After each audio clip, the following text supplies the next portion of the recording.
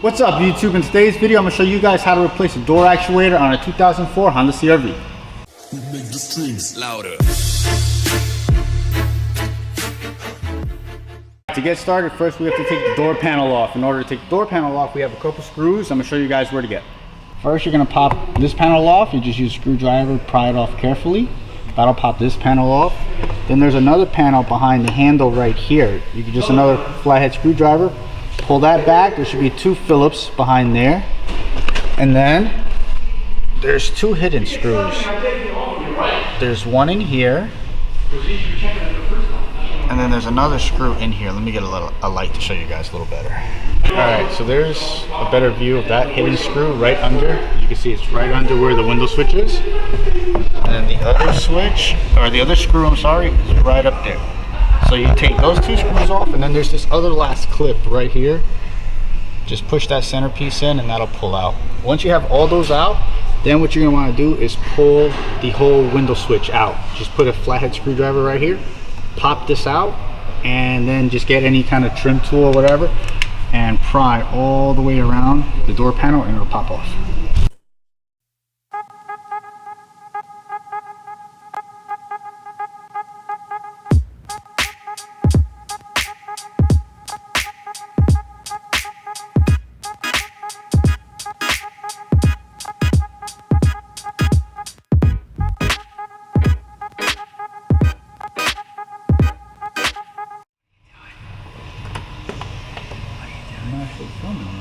This is going to be like a quick time lapse.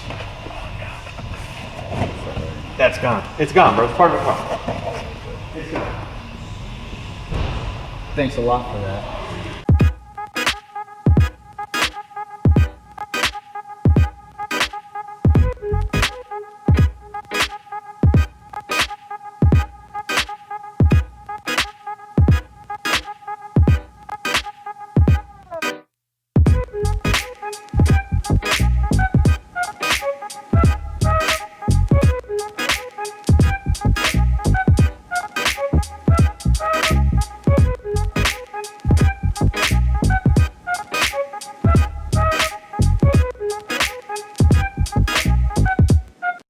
Before you pull the door panel off, I forgot to mention, after you take your 2 screws off, you're going to want to pull the handle off.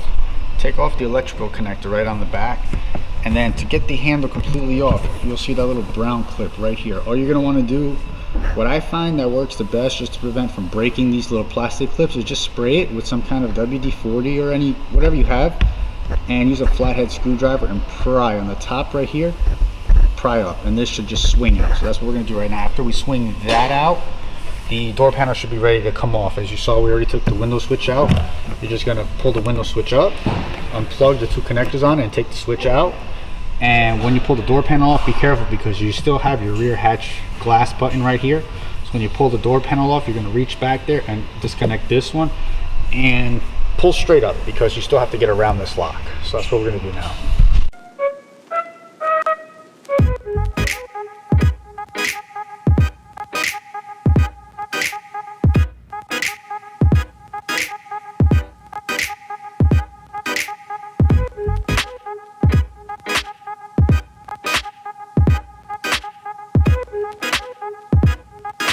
Also, I should mention, before you actually take the door panel off, make sure your window's rolled all the way up because we need to get behind the actual window glass to get to the actuator. So once you take the door panel off, you're gonna, if you want, you can take the window switch, plug it back onto the harness and roll the window up, but I started with the window already up. So that's just something, quick little tip.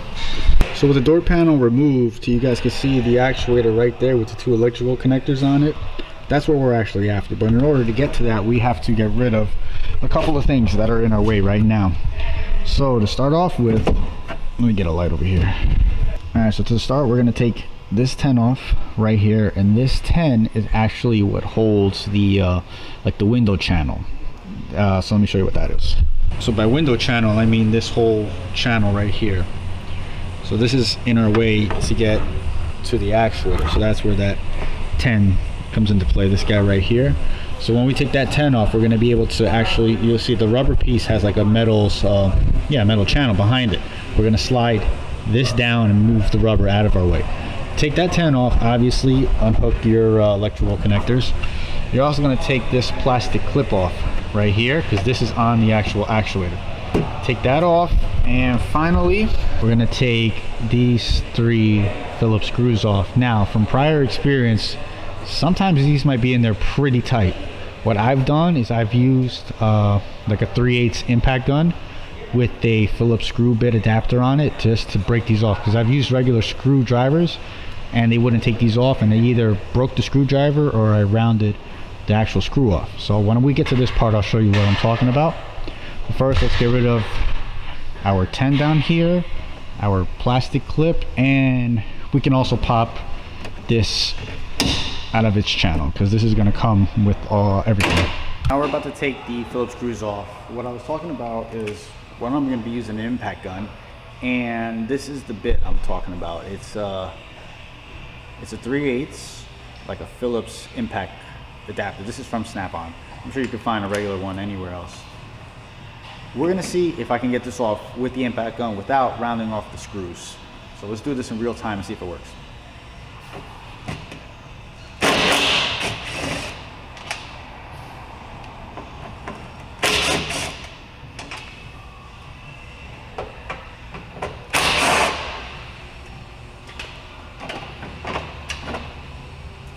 Those actually didn't feel that tight, so I'm pretty sure if I would have used a screwdriver, they would have came off. So now we're gonna go look inside, see what else we have left over, and we're gonna get this whole unit out. All right, so here's the actuator. As you can see, it's pretty much ready to come out. And here's the channel I was telling you about.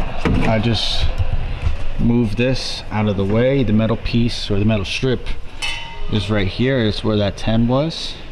And all this did was slide up. So don't be scared to really try to, pull down on it, because you're gonna need some force to slide this down. All right, now the last thing we're gonna have to do. All right, so here's the last bit we're gonna get was another one of those clips, like how you saw when you were taking the door handle off. A little bit up. Let's see if I can get it off right here. Nah, I'm gonna use a screwdriver just so I don't break it, because these get very brittle. You're just gonna pull it back, and I'm pretty sure this rod is going to give you some resistance to come out, so just try to spray it up as best you can and just try to work it out. Then after you get that out, the door actuator should come right out, and then we're going to put it on the bench and take it apart. All right, so we got the old one out. Here's the new one. One thing I'm going to tell you with this rod right here that I was saying, you're going to have to take this one out. There is one more, which is on the lock cylinder. Now this one is really hard to see. You really got to get a light in there, and you're not going to see the opposite side of it where the clip is. But if you spray it up good, this one actually popped out pretty easy. Just give it a good tug and it pulled right out. This was a really hard one to pull out, so this one you're gonna have a hard time pulling out. This one, just lube it up pretty good, give it a good tug, and it'll come out. So now we have both of our actuators here. We're gonna start taking it apart. So from what I can see, we have 2 Phillips screws, one down here and one up here. So I'll give you guys a closer shot at that. All right, so here's that Phillips screw right there, and then we got the other one right up there. So we're gonna take those Phillips screws out, and I'll show you what's to do next. After you get those 2 screws off, there is gonna be one more screw we're gonna take, which is, it's gonna be that screw right in there, and that screw should take this whole white piece off so we can actually see, because there's gonna be, I believe, a couple more attachments we're gonna have to get to under here. So we're gonna take those off, take this white piece off, and see what's next.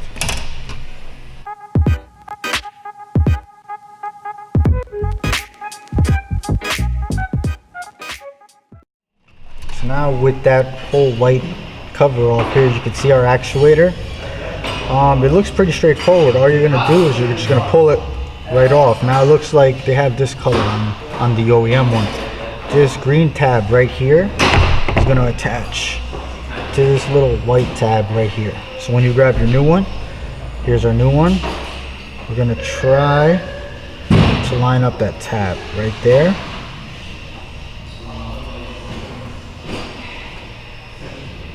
And that's it. And then we're gonna line all our screw holes up, and we're good. So now it's all a matter of putting it back together. All right, so the door actuator is all put together. Got all the screws back in. We're gonna basically do everything in reverse order, the way we took it out, and we're gonna see if it worked. Alright guys, so we're in my truck right now. In order to make the actuators work, you actually have the door closed. So, you know, without further ado, let's see if they work now.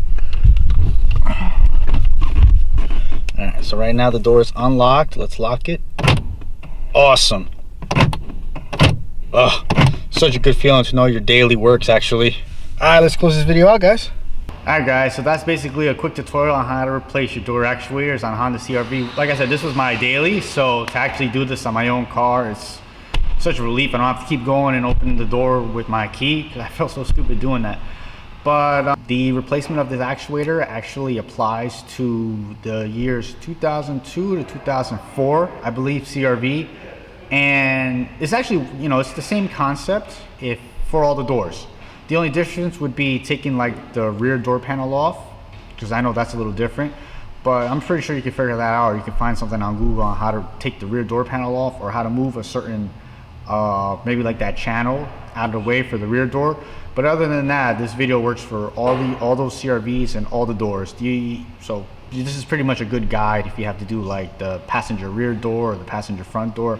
This video pretty much covered everything you guys need to know. I hope you guys enjoyed the video. This was something a little different. You know, we're not working on my race car today, but that, you know, I still got more to do to that. So don't worry, the RSX is coming back.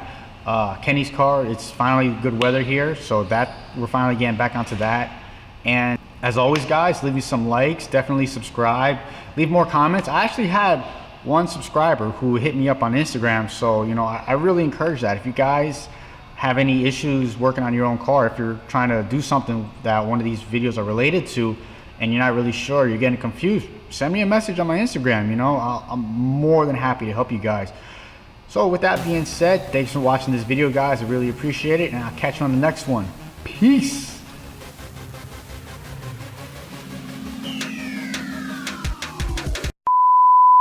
Yeah, I'm recording now. Quiet on the set. So where do I go to see this? Pornhub.com. Blah, blah. God damn it. See, this is the shit you don't see.